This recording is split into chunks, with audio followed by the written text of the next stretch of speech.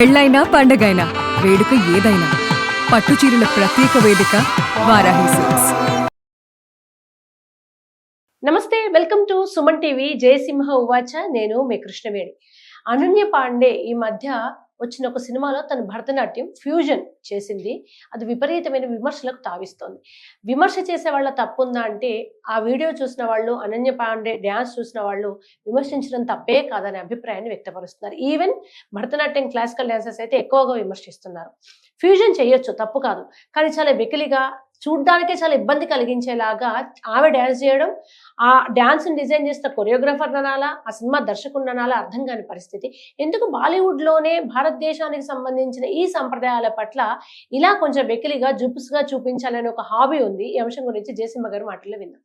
జయసింహ గారు నమస్తే. నమస్తే.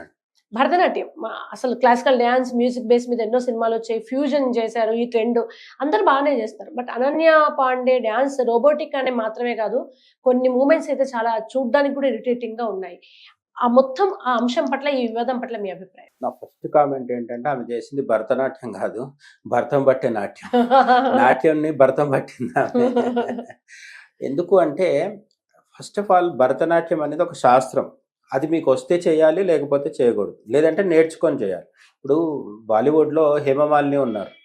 ఆమె ఇప్పటికీ 70+ ఏజ్లో కూడా ఆమె కదలికలు కానీ, భరతనాట్యం నేర్చుకున్న వాళ్ళు నార్మల్ డాన్స్ చేస్తే కూడా, భరతనాట్యం నేర్చుకున్న వాళ్ళు నార్మల్ మోడర్న్ డాన్స్ చేస్తే కూడా అద్భుతంగా ఉంటుంది. ఎందుకంటే వాళ్ళకి అక్కడ బాడీ లాంగ్వేజ్ అలవాటు అవుతుంది కాబట్టి. అట్లనే పూర్వకాలంలో వైజయంతిమాల అని ఇంతకు ముందు ఉండేవారు. ఇప్పుడు రాను ఈ మధ్య కాలంలో ఇప్పుడు కరీనా కపూర్, కృతి సనన్, ఆలియా భట్ వీళ్ళ నుంచి భరతనాట్యం ఆశించలేము. అదృష్టవశాత్తు వాళ్ళు ఎప్పుడు భరతనాట్యం చేయలేదు. బట్ ఐశ్వర్య లాంటి వాళ్ళు, మాధురి దీక్షిత్ లాంటి వాళ్ళు, మీనాక్షి శేషాద్రి లాంటి వాళ్ళు కూచిపూడో, కథకో ఏదో ఒక ఆర్ట్ ఫామ్ లో అయితే ఉన్నారు వాళ్ళు. అంటే వాళ్ళకి పర్సనల్ లెవెల్లో కొంత అనుభవం ఉండడం ఓకే. కానీ ఇప్పుడు నేను చెప్పిన 2-3 హీరోయిన్స్ ఎవరైతే ఉన్నారు, ఇప్పుడు ప్రస్తుతం బాగా పాపులర్ గా ఉన్న కృతి సనన్ వీళ్ళు ఉన్నారు కదా బాలీవుడ్ లో, వీళ్ళు ఎవ్వరు కూడా క్లాసికల్ డాన్స్ నేర్చుకున్నారనే అనుమానం అయితే నాకు ఎప్పుడు రాలేదు.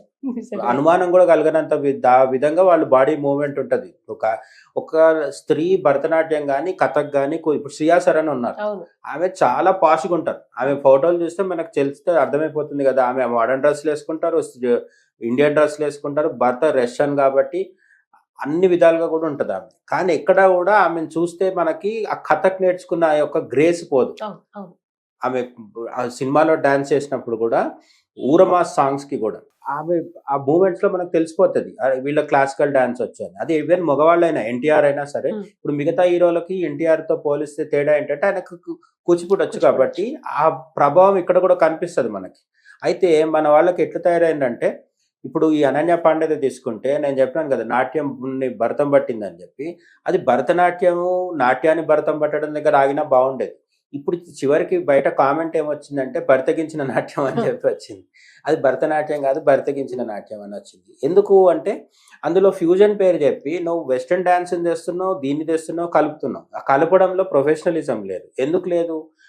వెస్ట్రన్ డాన్స్ నీకు అంతో ఇంతో వచ్చు మొదటి నుంచి. ఈ భరతనాట్యం ఏమీ రాదు. ఏమీ రాంది నువ్వు ట్రై చేసినప్పుడు దొరికిపోతావు ఎప్పుడైనా సరే. ఇప్పుడు అదే పరిస్థితి వచ్చింది. రెండోది ఏంటంటే, వెస్ట్రన్ డాన్స్లో ఉండే సౌకర్యం ఏంటంటే, మీరు ఎట్లా మూవ్ అయినా సరే చూసేవాడిని కొంత ఎంటర్టైన్ చేస్తే పర్లేదు, ఏదో కొట్టుకుపోతుంది అది. అందులో కూడా యాక్చువల్గా వెస్ట్రన్ డాన్స్ కూడా నేర్చుకోవాలి. ఇప్పుడు అందరూ మైకేల్ జాక్సన్ ఎందుకు అవ్వలేరు, అందరూ ప్రభుదేవ ఎందుకు అవ్వలేరు? ఆ మూమెంట్లో ఉండే పర్ఫెక్షన్. వెస్ట్రన్ డాన్స్ పట్ల మనకేం వ్యతిరేకత లేదు. కాకపోతే భరతనాట్యం, కూచిపూడి అనేది తీవ్రమైన శాస్త్రీయమైన విద్యలు. దాంట్లో ముద్రలు ఉంటాయి. ఇప్పుడు మీరు అనన్య పాండే వీడియో చూస్తే అందులో రకరకాల ముద్రలు ప్రదర్శించేసింది. ఆ ఒక్కొక్క ముద్ర మొత్తం ఇంపర్ఫెక్ట్గా ఉంది. అయితే మరి అవన్నీ తెలుస్తాయా అంటే, కామన్ ఆడియన్స్కి తెలియకపోవచ్చు. కానీ కామన్ ఆడియన్స్కి తెలియకపోయినా సరే, ఇప్పుడు రోజు వంట చేసేది ఇంట్లో అమ్మ వంట చేస్తుంది. వంట చేయడం అందరికి రాకపోవచ్చు, రుచి మాత్రం అందరికీ చెప్పాలి కదా. బాలేదని పిల్లలు కూడా చెప్తారు. ఏ పిల్లలు? అప్పుడే అన్నం తినడం మొదలుపెట్టిన అన్నప్రాసన అయిన వాళ్ళు కూడా ముఖం తిప్పుకుంటారు. రుచి బాగాలేకపోతే తెలిసిపోతుంది కదా. అట్లా ఈ అనన్య పాండే చేసిన సినిమా చాంద్ మేరా దిల్ సినిమాలో ఈమె పేరు కూడా చాందిని, క్యారెక్టర్ పేరు. ఆమె చేసిన డాన్సు నాట్యం గురించి ఏం తెలియని వాడికి కూడా విసుగు పుట్టిస్తుంది, అసహ్యం పుట్టిస్తుంది. ఇక్కడ ఇంకోటి ఏంటంటే, ఈ సినిమా ధర్మ ప్రొడక్షన్స్ అని కరణ్ జోహర్ వాళ్ళ ప్రతిష్టాత్మక, అనేక దశాబ్దాలుగా సినిమాలు తీస్తున్నారు. వీళ్ళ గొప్ప లక్షణం ఏంటి? యశ్రాజ్ ఫిలిమ్స్, ధర్మ ప్రొడక్షన్స్ వీళ్ళకున్న గొప్ప విషయం ఏంటంటే, యాంటీ హిందూ వ్యవహారం మొత్తం నడుస్తూ ఉంటుంది ఎప్పుడైనా సరే. వేరే మతాలను గొప్పగా చూపించుకుంటే పర్లేదు. హిందూ మతానికి సంబంధించి, భారతీయ సంప్రదాయానికి సంబంధించి రకరకాల వీళ్ళ వీడియోస్ మీకు జెమ్స్ ఆఫ్ బాలీవుడ్ అని ట్విట్టర్లో, ఎక్స్లో ఒక ఛానల్ ఉంటుంది. దాని హ్యాండిల్కి వెళ్తే కొన్ని వందల వీడియోలు చూపిస్తాడు వాళ్ళు. రోజు పెడుతుంటారు అక్కడ. ఒక సినిమా ఉంటుంది, ఇదే కరణ్ జోహర్ మూవీ ఒకటి ఉంటుంది. దాంట్లో ఓ చిన్న పాప ఉంటుంది. భజన చేస్తే గట్టిగా చెవులు మూసుకొని కళ్ళు తలనొప్పి వస్తున్నట్టుగా ముఖం పెడుతుంది ఎక్స్ప్రెషన్. ఎంత 5th 6th క్లాస్ పిల్లలు ఆ పాత్ర. నెక్స్ట్ సీన్లో వేరే మతానికి సంబంధించిన ఒక ప్రార్థన వస్తుంటే గొప్పగా ఫీల్ అయిపోయి తను కూడా ఆ ప్రార్థనలో ఇన్వాల్వ్ అయిపోయి తనకు మంచి జరగాలని దేవుణ్ణి కోరుకుంటాడు. ఇంత వివక్ష ఎందుకు? నీకు అన్ని మతాల్ని సమానంగా చూపించచ్చు కదా. హిందూ భజన వల్లనే తలనొప్పి వచ్చింది, విసుగొచ్చింది, చిరాకు వచ్చింది. ఆ నెక్స్ట్ సినిమాలో 2 సీన్ల తర్వాత ఇంకో సీన్కి వచ్చేసరికి దేవుణ్ణి ప్రార్థిస్తూ తనను వచ్చి కాపాడమని చెప్పి కోరగానే ఆ దేవుడు వచ్చి వీళ్ళని కాపాడేసినట్టుగా చూపిస్తుంటారు. ఈ బాలీవుడ్ దండోవేకర్ అనేది ఎప్పటి నుంచో ఉంది. ఇప్పుడు లేటెస్ట్ గా వీళ్ళ టార్గెట్ ఏంటంటే భరతనాట్యం. అయితే బాలీవుడ్ని మాత్రమే కాదు, ఇన్ జనరల్ మన తెలుగుతో సహా అన్ని రంగాల్లో కూడా భరతనాట్యం, కూచిపూడి లేదంటే ఇటువంటివి చేసే క్యారెక్టర్స్ని కామెడీగా చూపిస్తారు వీళ్ళు. అదే వెస్టర్న్ డాన్స్ చేయించే వాడిని ఎక్కడ చూపించారు. పర్టికులర్లీ నేను ఇది ఎందుకు చెప్తున్నానంటే, భరతనాట్యం, కూచిపూడి లాంటివి చేసే మేల్ క్యారెక్టర్స్ ఉంటాయి. ఒక సినిమాలో సునీల్ కూడా చేస్తాడు అటువంటిది. ఆ మేల్ క్యారెక్టర్ క్లాసికల్ డాన్స్ నేర్చుకుంటే ఇంకా వాడిని నపుంసకుడిగా చూపిస్తుంటారు, వాడికి మగతనం లేదన్నట్టుగా చూపిస్తుంటారు.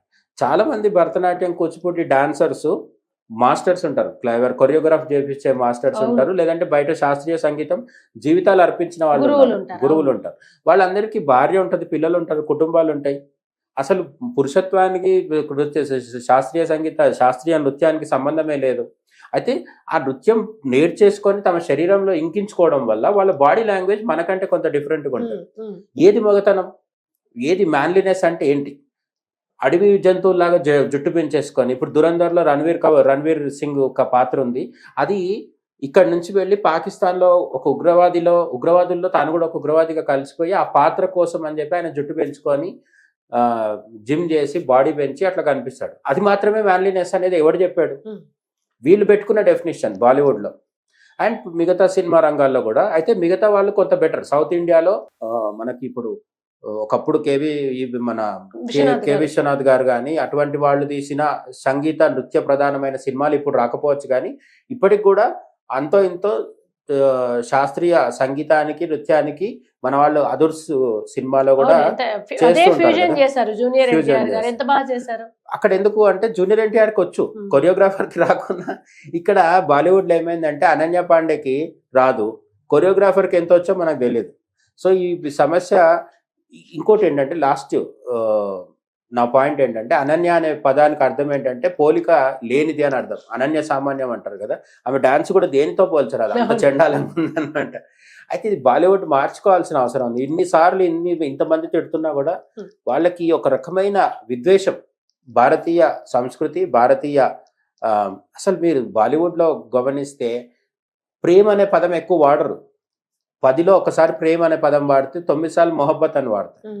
వాడొద్దని కాదు, ఉర్దూ కూడా మన భాషే, నేనేం చెప్పను, నేను వద్దని చెప్పట్లేదు. కానీ ఈ 2 పదాల మధ్య వ్యత్యాసం ఎందుకు? ఇద్దరు ఒక హిందూ అబ్బాయి, హిందూ అమ్మాయి ప్రేమించుకున్నప్పుడు వాళ్ళిద్దరు మొహబ్బత్ అని ఎందుకు మాట్లాడారు? అట్లా సమయం సందర్భం లేకుండా ఉర్దూని రుద్దడం, హిందీని సంస్కృతాన్ని తక్కువ చేసి చూపించడము, హిందూ మత గురువుల్ని అట్లనే విలన్లకు కాషాయ బొట్టు ఉంటుంది, కాషాయ తిలకం ఉంటుంది, కాషాయ వస్త్రం ధరిస్తాడు, నెత్తి మీద క్యాప్ ఉన్నవాడు మంచివాడు ఉంటాడు, శిల్వ వేసుకున్నవాడు చాలా మంచివాడు ఉంటాడు.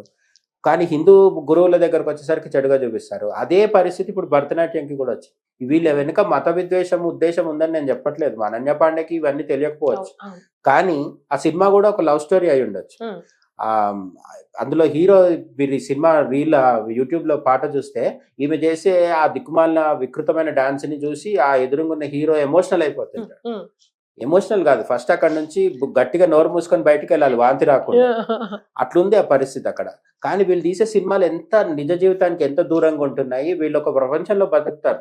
పొద్దున్న లేస్తే జిమ్ తర్వాత కార్లో షూటింగ్ వెళ్ళడం, ఆ షూటింగ్ లో చైనీస్, మంగోలియన్ లాంటి విదేశీ ఫుడ్ తినడం, ఈ సాయంత్రం వచ్చినాక లేట్ నైట్ పార్టీలు. వీళ్ళకి ఎక్కడ భారతదేశం తెలీదు, భారతదేశ సంస్కృతి రాదు, గుడికి వెళ్ళరు, లేదంటే ఓ స్లమ్ ఏరియాకి వెళ్ళరు. పేదరికం కూడా బాలీవుడ్ లో చూపించే పేదరికం ఎక్కడ ఉండదు. వాడికి తెలిసిందే చూపిస్తాడు. నిజమైన భారతదేశం ఎప్పుడు కనిపించదు వాళ్ళకి. అందుకు ఫారిన్ షూట్స్ ఎప్పుడు ఆస్ట్రేలియా, అమెరికా అక్కడ ఇక్కడ షూట్స్ చేయడమే తప్ప మన దేశంలో ఉన్న నార్త్ ఈస్ట్ లో ఒకసారి ఎప్పుడు షూటింగ్ చేయడం కనిపించిందా? అంటే మన భారతదేశం యొక్క ఏ అంశం కూడా బాలీవుడ్ లో మెజారిటీ వాళ్ళకి నచ్చదు. ఒకరిద్దరు మంచి వాళ్ళు ఉండొచ్చు, దేశ భక్తులు కూడా ఉండొచ్చు, కానీ మెజారిటీ వాళ్ళది ఉంటుంది. అట్లా వీళ్ళు జాగ్రత్తగా ఉండాలి. వీళ్ళని ఎంకరేజ్ మాత్రం చేయకూడదు అనిపిస్తుంది నాకు. అంటే జనాలకు నచ్చకపోతే ఎవరు హిట్ చేయలేరు, కానీ అవును అప్పుడు ఆల్రెడీ విమర్శలు కూడా స్టార్ట్ విమర్శలు వచ్చాయి. అది పెద్దగా ఆడే సినిమా అని నాకు అనిపించట్లేదు. బట్ ప్రొఫెషనలిజం ఆర్టిస్ట్ కూడా పెంచుకోవాలి. ఎందుకంటే ఇప్పుడు తప్పు కొరియోగ్రాఫర్ అయినా సరే భరించాల్సిన అనన్య పాండేనే భరించాలి. కాబట్టి మీరు నేర్చుకోండి. ఒక సినిమా కోసం జిమ్కి ఎట్లయితే వెళ్తున్నారో క్లాసికల్ డాన్స్ కూడా నేర్చుకోండి. లేదంటే క్లాసికల్ డాన్స్ మానేసి అదే చెట్ల చుట్టూ పుట్టల చుట్టూ తిరిగి పాటలు పాడుకునే సినిమాలే చేసుకోవచ్చు. Thank you so much. Okay.